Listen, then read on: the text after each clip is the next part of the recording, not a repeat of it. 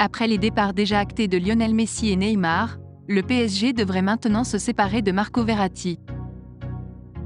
Après avoir rejoint le Paris Saint-Germain en provenance de Pescara en 2012, le milieu de terrain international italien serait sur le point de s'engager en faveur de Al Arabi au Qatar. Un transfert qui serait facilité par l'émir et Nasser Al-Khelaifi. Mais en attendant ce départ de Marco Verratti, Luis Campos chercherait bien à boucler le recrutement de Randal Kolo Muani qui se trouve d'ailleurs dans la capitale française à l'heure actuelle afin de forcer son départ vers le PSG, où il y retrouverait ses amis de l'équipe de France, Kylian Mbappé, Ousmane Dembélé et Lucas Hernandez. Pas effrayé par la concurrence de Gonzalo Ramos, le natif de Bondy a donc séché l'entraînement de Francfort ce mercredi, ce qui n'aurait pas du tout plu à la formation allemande. En parallèle de cette piste menant à l'ancien Nantais, Luis Campos avait accéléré dans ses négociations avec l'Olympique lyonnais pour Bradley Barcola, toujours soutenu par l'agent du jeune crack de Lyon qui n'est autre que le très influent Jorge Mendes. Selon les informations du journal L'Équipe, le deal serait quasiment acté pour le PSG, et Bradley Barcola aurait bien donné son accord aux pensionnaires du Parc des Princes en cette fin de mercato. Et ce aux grandes dames de Laurent Blanc du côté de Lyon. Une nouvelle offre de transfert avoisinant les 43 millions d'euros aurait ainsi été formulée par le Paris Saint-Germain pour le jeune attaquant international espoir français. Une opération qui ne remettrait en aucun cas une possible signature de Randal Kolo Muani. Affaire à suivre donc pour les coéquipiers de Kylian Mbappé, qui s'apprête en tout cas à dire au revoir à Marco Verratti. Le FC Barcelone ne semble pas en avoir fini avec son mercato.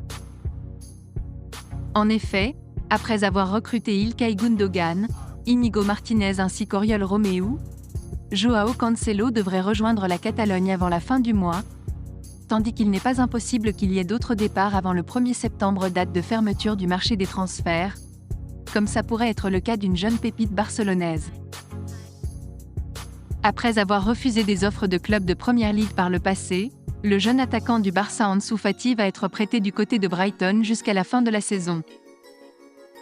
Désireux de rester au club afin de se faire une place de titulaire, l'international espagnol de 20 ans a dû se résigner à quitter Barcelone pour avoir plus de temps de jeu.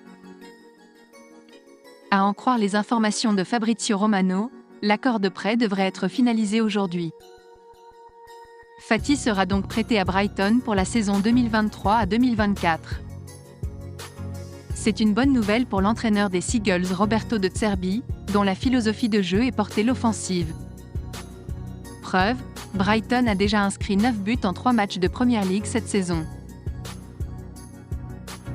Après avoir perdu en finale du Community Shield face à Arsenal le 6 août dernier, Manchester City a su rapidement réagir en remportant ses 3 premiers matchs de Premier League.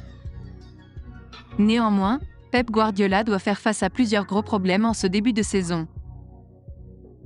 En effet, après avoir perdu Ilkay Gundogan et Riyad Mahrez cet été, l'entraîneur des Sky Blues devra composer sans Kevin De Bruyne pendant plusieurs mois, lui qui s'est blessé aux ischio-jambiers lors de l'ouverture du championnat et qui a été contraint de subir une opération. Et pour le remplacer, l'ancien coach du Barça semble avoir trouvé son bonheur. En effet, à en croire les informations du journaliste David Ornstein, Matheus Nunes va rejoindre les Citizens pour la somme de 55 millions d'euros. Le Wolverhampton et Manchester City seraient en train de finaliser un double deal, puisque Tommy Doyle serait prêté à Wolverhampton avec une option d'achat fixée à 6 millions d'euros. Bien sûr, Manchester City va garder un pourcentage important sur une future revente. Pour forcer son départ pour Manchester City, Matheus Nunes refuse de s'entraîner depuis lundi. Affaire à suivre.